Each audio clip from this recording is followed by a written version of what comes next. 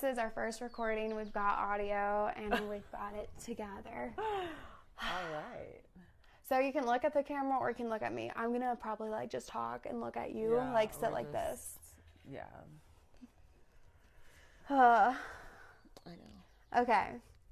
Start with your name, your age, and where you're from. All right. Hi, my name is Jocelyn Flowers. I'm from St. Louis, Missouri. I am 27. Here with Yeah.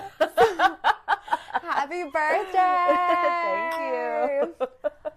Dude, I can't believe we made it to Peru. So I started this travel blog when I lost my job in like July, and now it's gone further than I could have ever imagined, and I'm here with my best friend in Peru, Cusco, Peru. So if you haven't followed my stuff, my name's Sherry Mahoney. I am 27 years old too, and I'm from Salina, Kansas, and we met in college.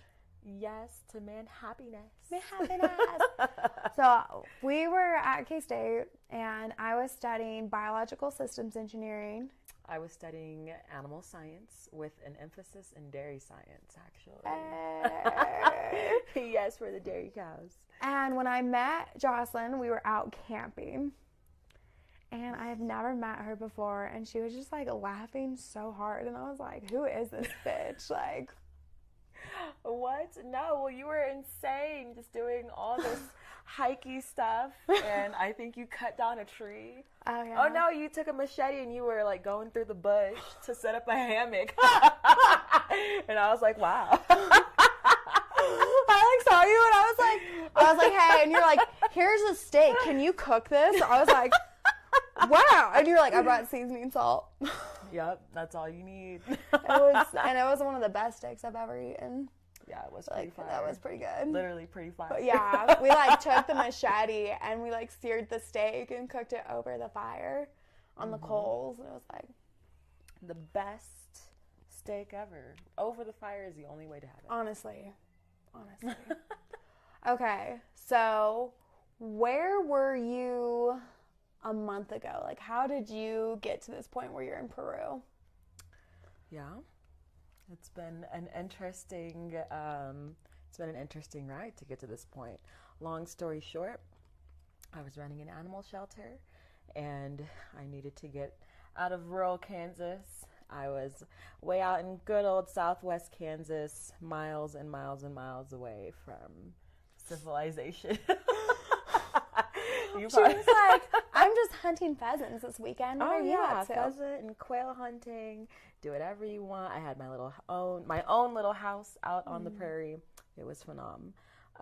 But needed a change of scenery, and then moved to Dallas, in the Dalles. And long story short, started to manage a dog training facility, and then I got mauled by a pit bull. And that basically went up in flames. Yeah, but it's all good. And then was just chilling, kind of like, wow, where does life go now? And then now I'm in Cusco. And then now she's in Cusco. So I lost my job, which if you read the blog, you can hear the whole like saga of like the anger, the emotions, for a feminist podcast called Father of the Daddies, where I talked about like the different misogynistic aspects of manufacturing towards females in that industry. And my company fired me because I started questioning their safety protocols. And I was like, fine, fire me. And I went on a reality TV show about it because I was so pissed. I was like, screw you guys. Like, you're going to fire me for a podcast that has nothing, like, I never mentioned their company's name, and I never mentioned anybody I worked with. And, like, even unemployment was like, this is so dumb. Like, they try to fire me for misconduct, and they're like, nah, you're going to have to pay her unemployment. You gotta do better than that. You gotta try harder. Yeah, so the show is in editing right now, so it's not out. But once it's out and I can, like, talk about it, best believe it's going to be all over. My name Audrey. that was pet Dodge. sitting. Dodge. That was pet sitting, and she was like, do you want to go to Cusco, Peru? And I was like, you know what if we move there and like restart, like have a full life restart? Our friendship knows no limit. None. Like, it started down to earth, and it's gonna continue being down to earth forever. I come with a lifetime guarantee. Hey! So there's no getting rid of me. Stop. Stop it. So getting to Peru was a journey. It was, you're going to start something off. It's going to be a little wild. So my flight, we flew in on the same day. And what was your travel experience?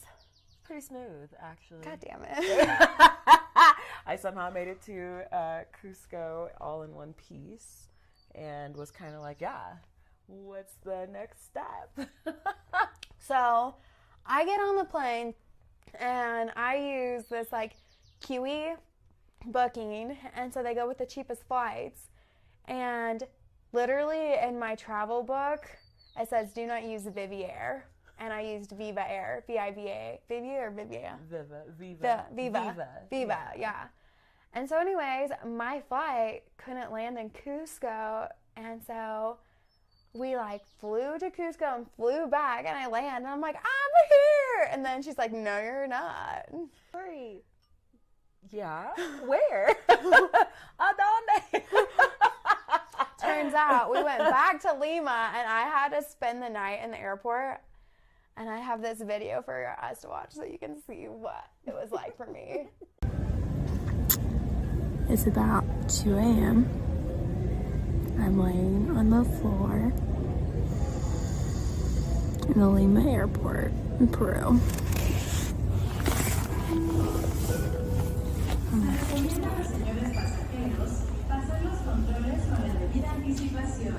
Going well. It's fine. It all worked out.